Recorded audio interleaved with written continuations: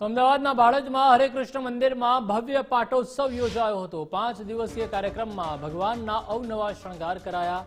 South Bopal વિસ્તારમાં ભગવાનની ભવ્ય રથયાત્રા પણ નીકળી। ભગવાનને રાજભોગ અર્પણ કરી વિવિધ સેવા કાર્યો કરવામાં આવ્યા। દરેક રાજ્યમાંથી વિવિધ પુષ્પો લાવી શણગાર કરાયો। મોટી સંખ્યામાં ભક્તો ભગવાનના ભવ્ય પાટોત્સવમાં જોડાયા હતા।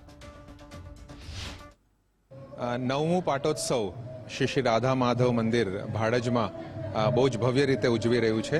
જ્યારે ભગવાનને છેલ્લા 3 દિવસથી વિભિન્ન પ્રકારની સેવાઓ અર્પણ થઈ છે। 8મી તારીખથી ચાલુ થયેલી આ પાટોત્સવમાં સર્વપ્રથમ ભગવાનને નગર યાત્રાએ સાઉથ બોપલ વિસ્તારમાં એક રથયાત્રાનું આયોજન કરવામાં આવ્યું હતું અને ગઈકાલે ભગવાન માટે વિશેષ ભજન સંધ્યા અર્પણ કરવામાં આવી હતી।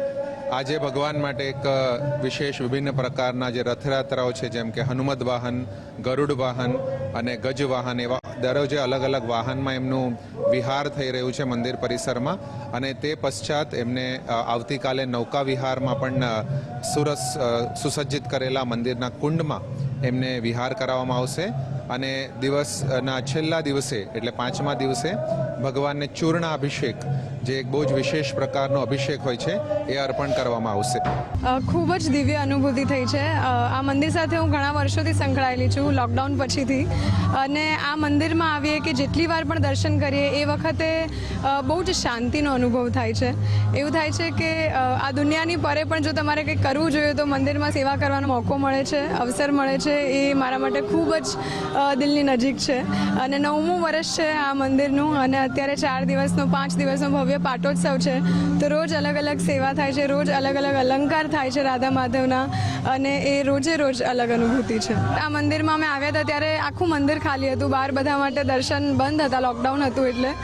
અને ત્યારે હું, મમ્મી ને પપ્પા અમે 3 જ આવ્યા હતા અને ટેમ્પલના બધા જ ડિવોટીઝ એકદમ સુંદર કીર્તન કરી રહ્યા હતા। અને બસ એ જ દિવસથી મારું હૃદય આ મંદિર સાથે જોડાઈ ગયું છે। અને આમ એવું કહેવાય કે રાધા માધવ આકર્ષે છે તમને, કે તમે આમ તરત જ દર્શન કરવા આવો। બીજા દિવસે હું ફરી આવી ગઈ હતી સવારે મંગળા દર્શન કરવા માટે, અને બસ હું ક્યાંય પણ જઉં છું તો મારા માટે રાધા માધવ મારી સાથે જ હોય છે।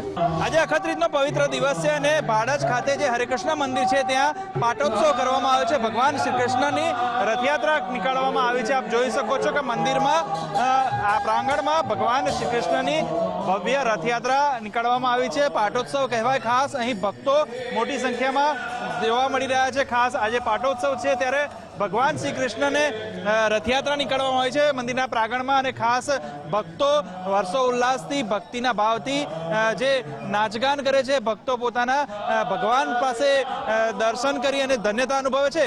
કેમેરામેન મનીષ દવે સાથે સચિન કડિયા, ગુજરાત ફર્સ્ટ, ભાડજ, અમદાવાદ।